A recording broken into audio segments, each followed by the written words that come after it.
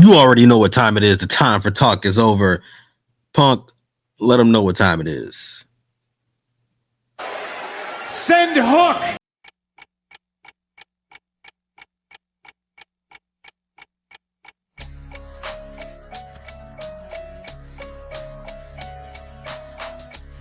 Welcome back to the MVP's Lounge. I'm your host, as always, the King. Episode 5, Build a Star. We dealing with the cold-hearted, handsome devil Hook. Look, Hook's been in the company for a little minute now, probably like 4 years. And over that course of that time, Hook hasn't had a chance to really shine like the star that we know he is. Dude was shoehorned into Team Taz, and of course, you know, Taz wants to have his son in his crew. He wants to have him, you know, slowly bringing him along into this whole wrestling business thing. That's fine. That's fine.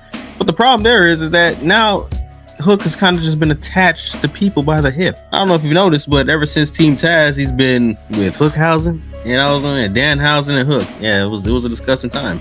And then we threw him into the Ops.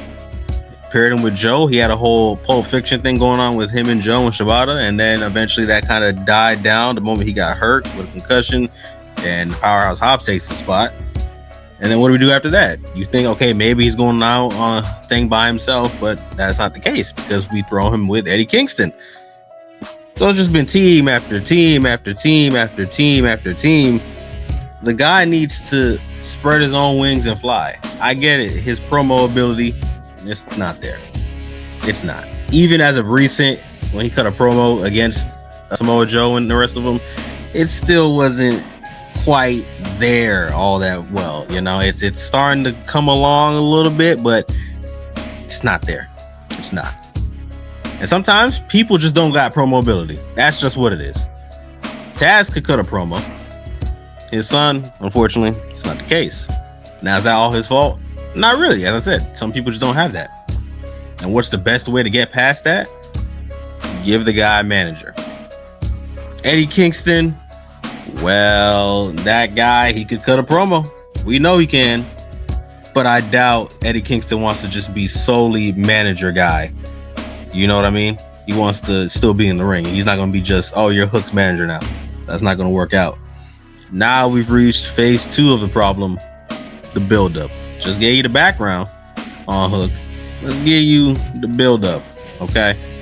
We know Hook's abilities, okay? The guy can wrestle his tail off in the ring. He can suplex dudes like Big Bill, who's 7 feet tall. And over 200 plus pounds. And he can put in the work with the small guys, the big guys. It don't matter the size. He can put in work with them. Eyes of Fuego come out. Got the legs in, the grapes are in. He's got those grapevines in. And the Kata Hachime!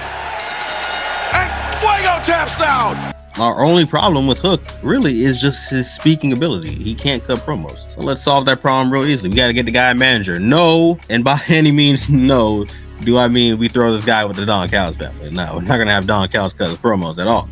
No, I had a different idea in mind. When it comes to the speaking problem, we have to dive into the managers we have available. Don Callis is not the one we're going to go with. Smart Mark Sterling, we're not going with him. Stokely Hathaway, he's already got something great going on with FTR. We're going to keep that where it's at. Our boy Jake the Snake, he don't really be on TV no more. Taz could be his promo guy, but Taz had double knee surgery, so he won't be on TV doing any moving for a minute. So we're running out of managers in this situation here. But then it came to mind. I was like, you know, there is one guy who could really cut the promos for Hook. It would work best in his favor, mainly because we don't know if he's going to wrestle anymore or not. We're not really sure. But that guy, walk with me here, could be Adam Cole. Adam Cole, we know already, is currently in an injury, very, very injury-prone situation here. And we're not too sure on what Adam Cole's future will be going forward. But I can tell you this. The guy can cut a promo, and we all know that. And who best to cut a promo for than Hook? He could be Hook's manager. We can keep him away from the whole Roddy and Kyle O'Reilly situation and stuff like that. We can give the guy something to do. And this way, as a manager, you know, I know people weren't really a fan of it, me being one of them, during Vince's era when he was going to be managing Keith Lee. But that was before, you know, we knew he had a whole injury kind of situation going into what we had here in AEW. So with that being added on, hey, look, if he can't wrestle anymore, let's still utilize his talents in the best way possible. Cutting promos. Have him cut promos for Hook. Now you can reach to the title part of this whole situation. Hook, since being in the company, has only held that fake belt that Taz brought in, the FTW belt. So that's not anywhere near any level of prestige or greatness here in this company, or the business, that is. So we need to start putting some full-on machine behind Hook. We need to start giving this guy something to work with and something to put over, which leads us to what's next? Full Gear. Okay, Full Gear right around the corner, literally next week. We should have Hook in that gauntlet match. Now, of course, many people are going to be like, hey, bro, you want Kevin Knight in there? You want this other guy in there? Well, yes, because if you don't understand already as it is, you need to build the stars. You need to have stars at every level. It doesn't matter where, they need to just be there. If you remember the times during the Ruthless Aggression era, you had the SmackDown 6, you had Eddie, you had Kurt, you had Ray, you had Edge, you know, the list goes on. You had Benoit. The people, you had so many stars at the time that you just didn't know who could be that guy. Like, of course, we all know Attitude Era, you had Rock, Stone Cold, Triple H. The times go on and on and on. But when you have to look at it from the perspective of this, you have to have as much stars as possible so that you can be like, oh man, this guy could be a champion, or this guy could be champion, or this guy's a star, this guy's a star. You gotta just make stars, people. That's what this whole series has been, is to make stars out of the people you have. You know, like, come on, like let's not sugarcoat it anymore. Let's make these people stand out. Let's have as many people possible, especially when you have injuries like this. Think about it. You had Swerve, Ospreay, Kenny, Jay White, a bunch of people go down and they can't be like full time anymore. Well, specifically Kenny, but you had a bunch of people go down, and now you're looking around each corner of the wall, wondering, all right, who's our next guy up? Who's going to be our top babyface? Who's going to be this? Who's going to be that? Like, you have to sit there and think. No, you don't need time. You don't have time to think. This business is 365 days a year. Okay, you have to tap into what you already have and make sure you have that next guy up immediately ready, and not, oh crap, I gotta go find a way to make this guy ready. Like, no, you gotta get to it. You gotta already have him.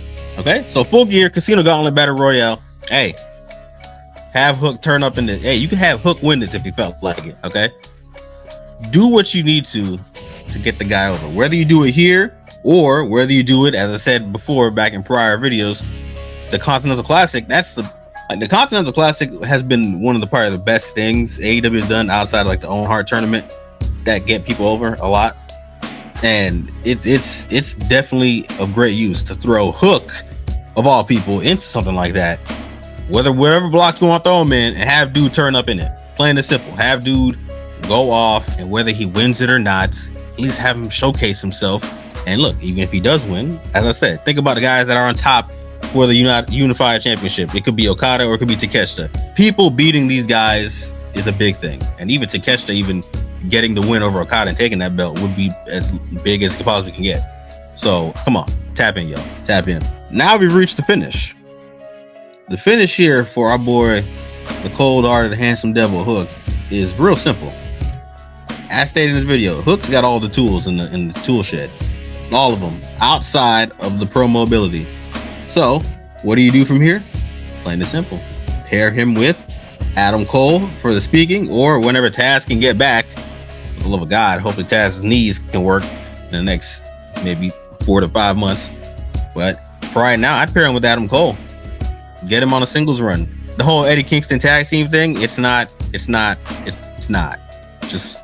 it. Just stop. Unless Eddie Kingston decides he wants to be a full-time manager, then so be it. But for right now, no. This is let's stop shoehorning Twin into tag teams and let's start letting the dude fly. He's 26. Make your stars while they're young so they can flourish over the next 10 plus years. All right, good. Now, who would y'all like to see me build up next? Let me know in the comment section down below. All right, I'll catch y'all here next time for another video. I might drop it, let's see, I don't know, maybe like, yeah, you know, I'll save it for tomorrow. I'll drop the video tomorrow, midday. And yeah, I'll keep on the lookout for that one. So be sure to like, comment, subscribe, and share. Have that notification bell on. And I'll see y'all here next time. Peace. Send Hook!